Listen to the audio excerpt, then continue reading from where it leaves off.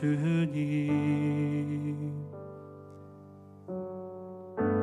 정직한 영을 새롭게 하소서.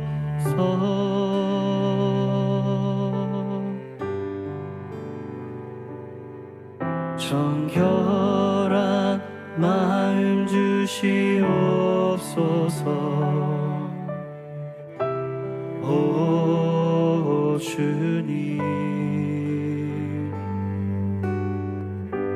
정직한 영을 새롭게 하소서.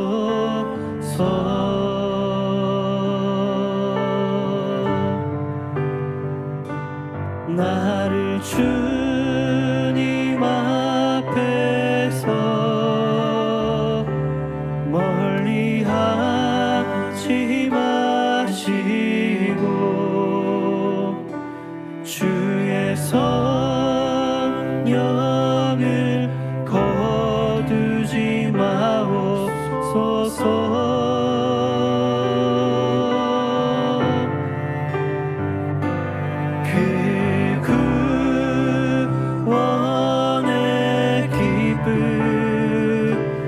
다시 회복시키시고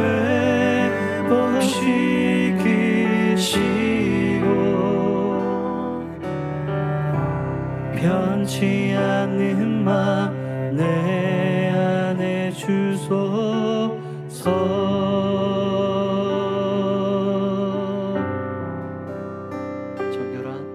정결한 마음 주시옵소서. 오 주님,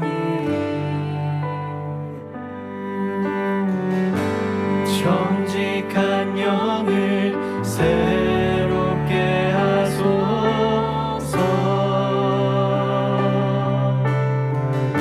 나를 주님 앞에서, 나를 주님 앞에서 멀리 하지 마시고 주의 성령을 거두지 마옵소서.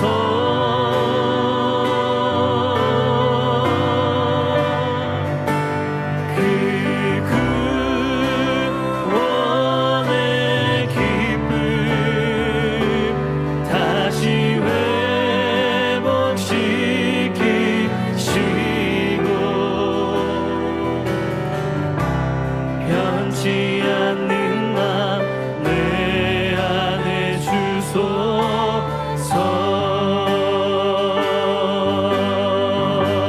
나를 주님 앞에서, 나를 주님 앞에서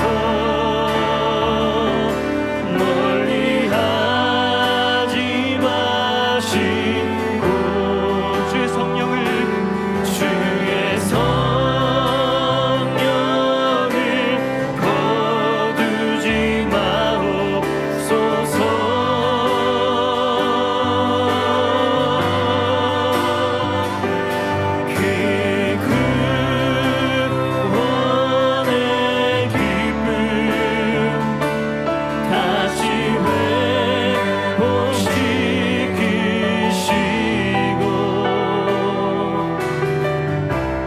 변치 않는 맘 내 안에 주소서.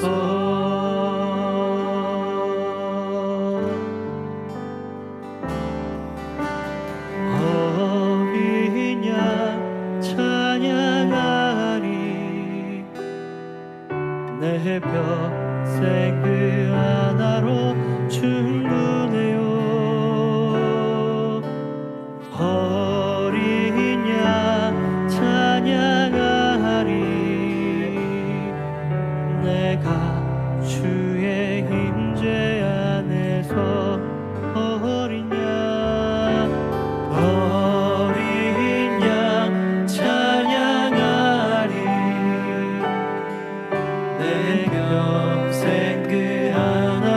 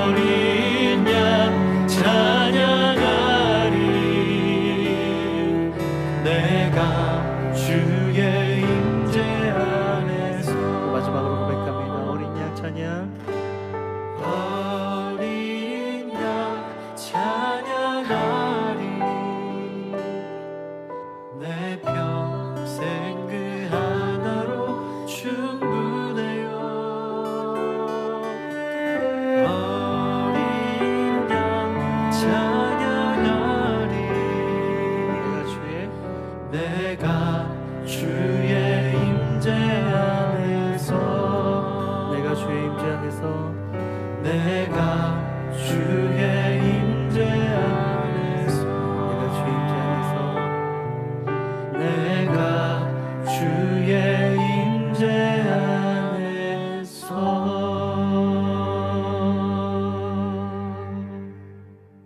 오늘 말씀은 고린도전서 6장 12절에서 20절입니다. 말씀을 봉독하겠습니다. 모든 것이 내게 가하나 다 유익한 것이 아니요 모든 것이 내게 가하나 내가 무엇에든지 얽매이지 아니하리라. 음식은 배를 위하여 있고 배는 음식을 위하여 있으나 하나님은 이것 저것을 다 패하시리라. 몸은 음란을 위하여 있지 않고 오직 주를 위하여 있으며 주는 몸을 위하여 계시느니라. 하나님이 주를 다시 살리셨고 또한 그의 권능으로 우리를 다시 살리시리라. 너희 몸이 그리스도의 지체인 줄을 알지 못하느냐? 내가 그리스도의 지체를 가지고 창녀의 지체를 만들겠느냐? 결코 그럴 수 없느니라. 창녀와 합하는 자는 그와 한 몸인 줄 알지 못하느냐? 일러스되 둘이 한 육체가 된다 하셨나니 주와 합하는 자는 한 영이니라. 음행을 피하라. 사람이 범하는 죄마다 몸 밖에 있거니와 음행하는 자는 자기 몸의 죄를 범하느니라. 너희 몸은 너희가 하나님께로부터 받은 바 너희 가운데 계신 성령의 전인 줄을 알지 못하느냐? 너희는 너희 자신의 것이 아니라 값으로 산 것이 되었으니 그런즉 너희 몸으로 하나님께 영광을 돌리라. 아멘. 오늘 말씀은 고린도전서 6장 후반부 말씀입니다. 바로 앞장인 5장에서 사도 바울은 고린도 성도의 음행과 관련해서 권면의 말씀을 전합니다. 그리고 오늘 본문 6장 후반부에서 고린도 교회에 있었던 일반적인 성적 부도덕성에 대해 언급을 합니다. 바로 당시에 가장 심각한 문제였던 매춘부의 문제를 다루고 있습니다. 고린도는 항구 도시였고 그래서 여러 사람들과 많은 상인들이 모이는 곳이었습니다. 자연스럽게 유흥업소들이 성행했고 그래서 고린도는 쾌락과 음행으로 유명한 도시였다 합니다. 그들은 성공과 부를 얻었지만 그 때문에 또한 도덕적으로 타락한 도시였던 것입니다. 철학자 플라톤은 창녀를 지칭할 때 고린도 소녀라는 표현을 쓸 만큼 당시의 고린도는 도덕적 타락의 표본처럼 여겨졌던 도시였습니다. 아프로디테 신전은 온갖 다양한 형태의 종교적 매춘이 이루어졌던 곳이었습니다. 고린도 성도 또한 이러한 것에 영향을 받지 않을 수 없었습니다. 당연히 고린도 교회는 이러한 음란과 부도덕에 저항하기 위해 노력했었을 것입니다. 그러나 오늘 말씀을 통해 다른 주장을 하는 성도들 또한 있었음을 알 수 있습니다. 그들은 그리스도 안에서 자유함을 얻은 것을 잘못 이해하고 이를 함부로 적용하여 몸의 방종을 추구했는데 사도 바울은 12절, 13절에서 그들이 말한 바를 인용하며 말씀을 시작하고 있습니다. 12절에 모든 것이 가하나 그리고 모든 것이 내게 가하나 이렇게 말씀합니다. 이것은 그들의 주장이었습니다. 나는 자유롭다. 그래서 모든 것이 가하다. 주변 헬라 문화를 받아들여서 그들의 몸이 원하는 것은 무엇이든 해도 된다는 사상을 가지고 있었습니다. 13절에 음식은 배를 위하여 있고 배는 음식을 위하여 있다 라고 주장했던 것처럼 그래서 몸 또한 성적 만족을 위해 있고 음란도 몸의 만족을 위해서는 정당화될 수 있다라고 주장했던 것입니다. 12절에서 바울은 그것이 틀렸음을 말씀합니다. 모든 것이 가하지만 다 유익한 것이 아니다. 그리고 내가 무엇에든지 얽매이지 않는다 라고 말하고 있습니다. 즉 모든 것이 허용되더라도 그것이 유익하지 않다면 우리의 자유는 제한받을 수 있고 모든 것이 허락되더라도 자신이 그것의 노예가 될 수 있다면 그것이 제한되어야 한다고 말합니다. 이어서 사도 바울은 고린도 교회의 성도의 음행이 정당화될 수 없는 이유를 밝히고 있는데 15절에 기록되어 있듯이 성도의 몸은 바로 그리스도의 지체이기 때문입니다. 성도의 몸은 그리스도 몸의 일부이기 때문에 음행이 이루어져서는 안 된다 말씀하고 있습니다. 또한 16절에 주와 합하는 자가 주와 하나 되듯 음행은 창녀와 합하여 그와 하나 되는 영적 범죄임이 또한 성도의 몸은 장차 하나님께서 부활시키셔서 부활 이후에 사용될 것이다 말하고 있습니다. 그리스도의 지체 각 부분인 성도의 몸은 부활 때 다시 사용될 것입니다. 절대로 음행에 빠져 영적으로 몸이 더럽혀져서는 안 된다 말씀하고 있습니다. 18절부터 20절에 바울은 음행과 관련하여 성도들에게 두 가지를 권면하고 있습니다. 첫 번째로 음행을 피하라 말합니다. 음행은 바로 피할 대상인 것입니다. 성도에게 바울은 음행을 극복하고 이겨내라 이렇게 권면하지 않음을 알 수 있습니다. 바로 음행은 피할 대상인 것입니다. 저와 여러분은 죄의 기억을 담고 있는 육체를 입고 있기 때문에 음행을 완벽히 정복하고 이겨낼 수 없을 것입니다. 육신의 정욕을 따르는 삶에서 벗어나기 위한 방법은 음행이 일어날 수 있는 환경과 상황 가운데 놓이지 않는 것임을 말하고 있는 것입니다. 저희는 하루하루 여러 가지 상황에 놓입니다. 어쩌면 음행에 노출되는 상황 가운데 있을 수도 있을 것입니다. 그때 성령 하나님이 성도에게 말씀하시고 권면하심을 믿습니다. 이에 반응하여 그 자리를 피하고 그 상황 가운데 놓여있지 않게 하는 것, 바로 그것이 육체에 관련된 것이든 우리의 생각 안에 자리하는 것이든 간에 피하는 지혜와 결단의 마음이 필요할 것입니다. 성도에게 함께하는 성령 하나님이 저희에게 피하라 말씀하실 때 이에 반응하는 것이 성도가 해야 할 것임을 오늘 말씀하고 있습니다. 성경의 인물 중 요셉은 성적인 유혹이 왔을 때 그 자리를 피했습니다. 그 결과가 본인에게 불리할 줄 알았을 것입니다. 하지만 죄에서 멀어지는 피하는 방법을 택했습니다. 음행과 대적하는 성경이 말하는 방법은 바로 피하는 것임을 저희는 다시 한번 생각해야겠습니다. 또한 바울은 성도들에게 적극적으로 명령하고 있습니다. 19절, 성도의 몸은 성전이며 그 안에 성령이 거주하신다. 그래서 몸을 통하여 하나님께 영광을 돌려야 한다. 성도가 자신의 몸으로 하나님께 영광을 올리기 위해서는 본인의 몸이 자기 자신이 아닌 하나님의 것이라는 것을 배워야 한다고 말하고 있습니다. 성전이 하나님을 향한 예배와 기도의 장소 그리고 하나님과의 교제를 위한 처소임을 생각할 때 성도의 몸은 이러한 목적을 수행하기 위한 도구로 온전히 사용되어야 할 것입니다. 그렇습니다. 우리 몸은 우리의 소유가 아닙니다. 이미 값으로 산 것이 되었기 때문에 몸의 소유권은 이를 지불한 이에 있는 것이다. 사도 바울은 말하고 있습니다. 저희가 물건을 사면 그것을 산 사람의 것이 됩니다. 사과를 구입하면 그 사과는 값을 치른 사람의 것입니다. 오늘 말씀은 이 부분을 명확히 하고 있습니다. 성도는 이미 값이 치루어졌다. 그리스도의 희생으로 말미암아 이미 폐의되었습니다. 사랑하는 성도 여러분, 사실 저와 여러분은 이미 십자가에서 값을 치른 주님의 것입니다. 그렇기 때문에 저희는 고민 없이 당연히 값을 치른 주인이 뜻하는 대로 살아야 할 의무가 있는 것입니다. 오늘 본문 20절 말씀과 같이 저희는 하나님의 영광을 나타내는데 사용되어야 합니다. 어떻게 살아야 하는지 고민할 필요가 없어지는 삶의 방향에 대한 명확한 말씀인 것입니다. 때로는 이러한 생각이 들 수도 있습니다.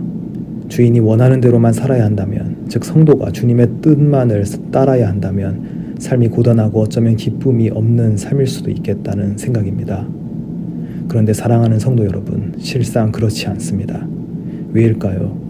그것은 저와 여러분을 위해 이미 폐의하신 분, 그리스도의 십자가 희생으로 말미암아 저희는 구원을 얻었고 신분이 바뀌었음은 물론 그 이후의 삶이 십자가의 은혜로 말미암아 기쁨과 감사가 있는 삶을 살도록 바로 주인이 이끄시기 때문입니다. 주님의 소유된 성도가 주인의 바람대로 하나님의 영광을 위해 사용될 때 주님은 그의 소유에게 더할 바 없는 은혜와 감사의 마음을 함께 주십니다. 이는 저희가 주님의 소유된 것이 물건을 사는 것처럼 가진 것의 일부를 폐의함으로 얻어지는 것이 아닌 바로 주님이 십자가에서 그의 모든 것, 그의 생명을 드린 희생의 대가였기 때문입니다. 자기의 몸이 찢김을 기꺼이 받는 죽임당하는 가장 심한 그리고 어쩌면 가장 절정의 최고의 사랑 때문에 저와 여러분은 값이 치루어졌습니다. 그 결과로 성도는 구원을 받고 성도와 하나님과의 관계가 회복되었으며 성령의 내주하심이 있게 되었습니다.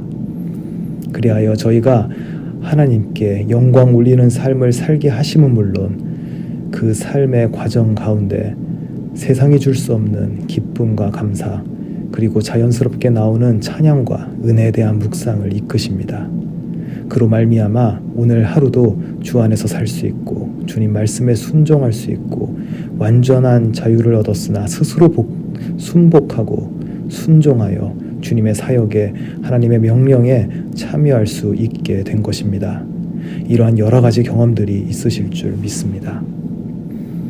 주님이 부르신 곳에서 주변에서 어려움에 처한 지체들에게 마음과 저희의 몸을 돌려 주님의 사역을 시작할 때 처음에는 순종의 마음이 쉽게 들지 않을 때도 있고 왜 내가 이것을 해야 하는가라는 생각도 들지만 그 과정을 지나며 순복할 때 마음에서 하나님이 주시는 충만한 감사와 깊이 만나 주시는 주님의 사랑을 경험하게 됩니다.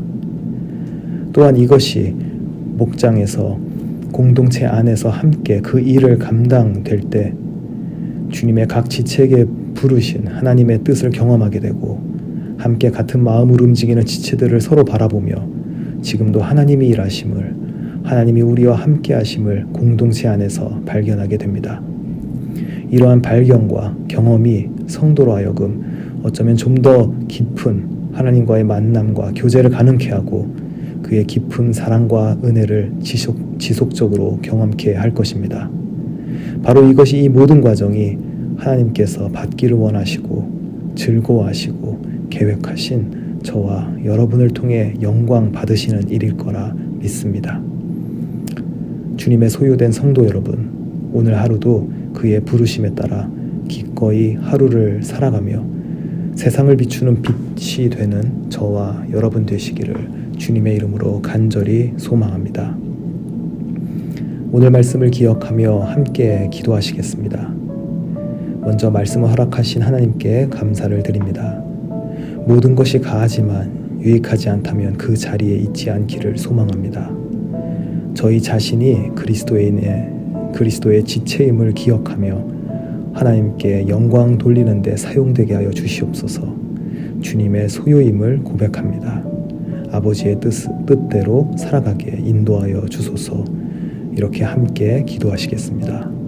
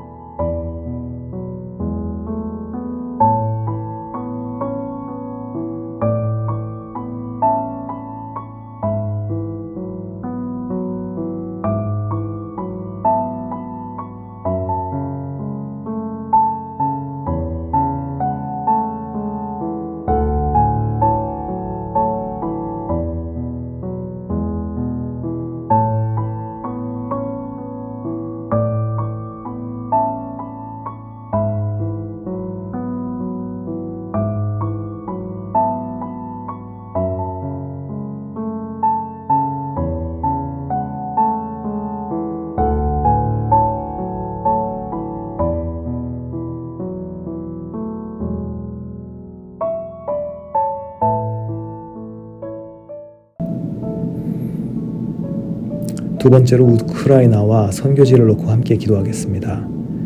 전쟁 중에 고통받고 있는 우크라이나 국민들과 그들을 위해 섬기고 있는 선교사님, 사역자들을 위해 함께 기도하시겠습니다.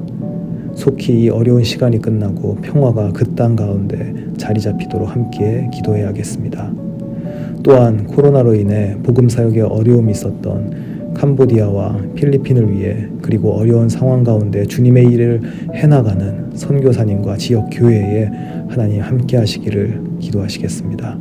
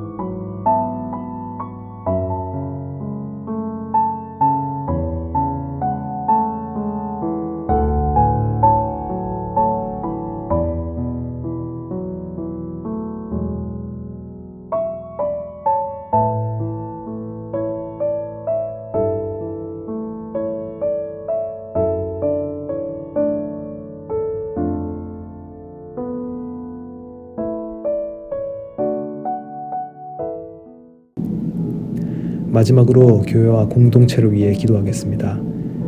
여러 가지 사역 가운데 하나님의 뜻이 온전하게 교회를 통하여 이루어질 수 있도록 함께 기도해 주시길 바랍니다. 저희들 가운데 연약함으로 고통 중에 있는 분들을 위해서 하나님의 은혜를 간절히 바라며 함께 기도하시겠습니다. 원로 목사님이 필리핀 신학교 온라인 선교 사역 중에 있습니다. 하나님의 말씀을 전하시는데 어려움이 없으시길, 그리고 온전히 하나님의 교회를 향한 뜻이 선포되기를 간절히 바라며 함께 기도하시겠습니다.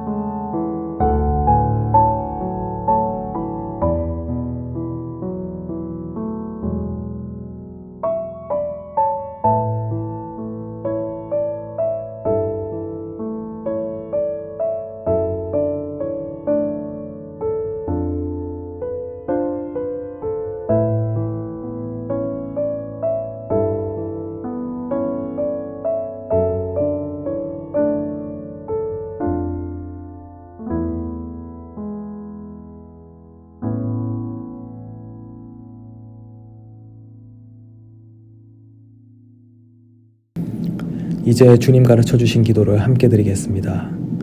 하늘에 계신 우리 아버지여, 이름이 거룩히 여김을 받으시오며 나라가 임하시오며 뜻이 하늘에서 이루어진 것 같이 땅에서도 이루어지이다. 오늘 우리에게 일용할 양식을 주시옵고, 우리가 우리에게 죄 지은 자를 사하여 주신 것 같이 우리의 죄를 사하여 주시옵고, 우리를 시험에 들게 하지 마시옵고 다만 악에서 구하시옵소서. 나라와 권세와 영광이 아버지께 영원히 있사옵나이다. 아멘.